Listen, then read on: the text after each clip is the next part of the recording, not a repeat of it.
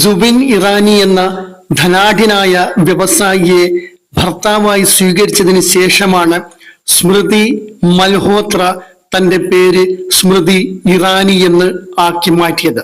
സ്മൃതി ഇറാനിയുമായി പ്രണയത്തിലായിരുന്ന സുബിൻ ഇറാനി തന്റെ നിലവിലുള്ള ഭാര്യയെ ഒഴിവാക്കിയത് സ്മൃതി മൽഹോത്രയെ വിവാഹം കഴിക്കുന്നതിന് വേണ്ടി മാത്രമായിരുന്നു. എന്നാൽ ഇവിടെ ഞാൻ പറയാൻ ഉദ്ദേശിക്കുന്ന വിഷയം മറ്റൊന്നാണ്.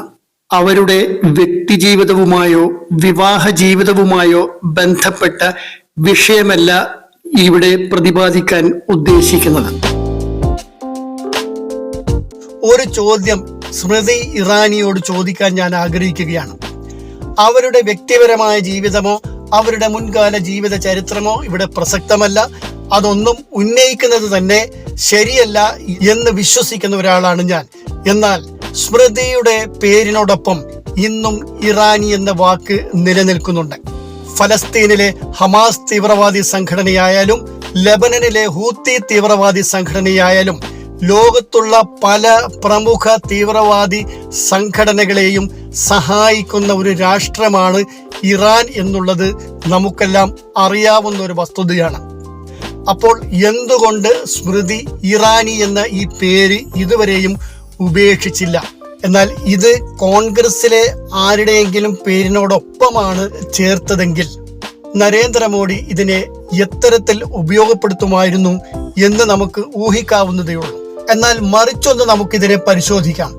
അഥവാ പ്രിയങ്കയുടെ പേരിനോടൊപ്പം ആയിരുന്നുവെങ്കിൽ, പ്രിയങ്കയുടെ ഭർത്താവാണ് ഏതെങ്കിലും ഇറാനി എങ്കിൽ, പ്രിയങ്കയുടെ പേരിനോടൊപ്പം പ്രിയങ്ക ഇറാനി എന്ന പേരിൽ അവർ അറിയപ്പെട്ടിരുന്നുവെങ്കിൽ തീർച്ചയായും ഇതിനെ BJP ഒരു ആയുധമാക്കും എന്നതിൽ യാതൊരു സംശയവും വേണ്ട.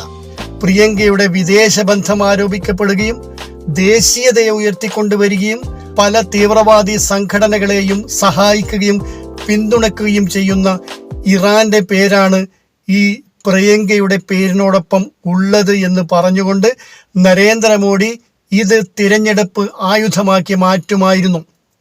പക്ഷേ സ്വന്തം സ്ഥാനാർത്ഥിയുടെ പേരിനോടൊപ്പം ആയതുകൊണ്ട് അതവർക്ക് സ്വീകാര്യമാണ്.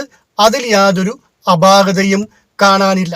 എന്നാൽ ഗാന്ധി കുടുംബത്തിലെ ഏതെങ്കിലും ഒരു വ്യക്തിയുടെ പേരിനോടൊപ്പമാണ് ഈ വിദേശ രാജ്യത്തിൻ്റെ പേര് ചേർത്തിരുന്നുവെങ്കിൽ ആ ഒരു കാരണം കൊണ്ട് മാത്രം അവരെ വിദേശിയായി ചിത്രീകരിക്കുകയും അവർക്ക് നമ്മുടെ രാജ്യത്തെക്കാൾ വിദേശത്തോടാണ് അല്ലെങ്കിൽ ഇറാനോടാണ് കൂടുതൽ സ്നേഹം എന്ന വ്യാഖ്യാനം നൽകുകയും ചെയ്യുമായിരുന്നു. വിദേശി പരിവേഷത്തെ കൂടാതെ തീവ്രവാദ ബന്ധവും അതോടൊപ്പം ഇറാൻ ഒരു മുസ്ലിം രാഷ്ട്രമായതുകൊണ്ട് മുസ്ലിം ബന്ധവും ഇവിടെ ആരോപിക്കപ്പെട്ടേനെ. തിരഞ്ഞെടുപ്പുകളിൽ വലിയൊരു ആയുധമായി BJP ഈ അവസരത്തെ ഉപയോഗപ്പെടുത്തുമായിരുന്നു. പക്ഷെ ഇവിടെ സ്വന്തം സ്ഥാനാർത്ഥി ആയതുകൊണ്ട് അതെല്ലാം സ്വീകാര്യമാണ്. അതിലൊന്നും യാതൊരു അപാകതയുമില്ല. അതുകൊണ്ട് തന്നെ രാഹുൽ ഗാന്ധിക്കെതിരെ സ്മൃതി ഇറാനി ആരോപിച്ചിട്ടുള്ള പാകിസ്ഥാൻ ബന്ധം ജനങ്ങൾ തള്ളിക്കളയും എന്നുള്ളതിന് തിരഞ്ഞെടുപ്പ് ഫലം വ്യക്തമായ സാക്ഷ്യമായിരിക്കും.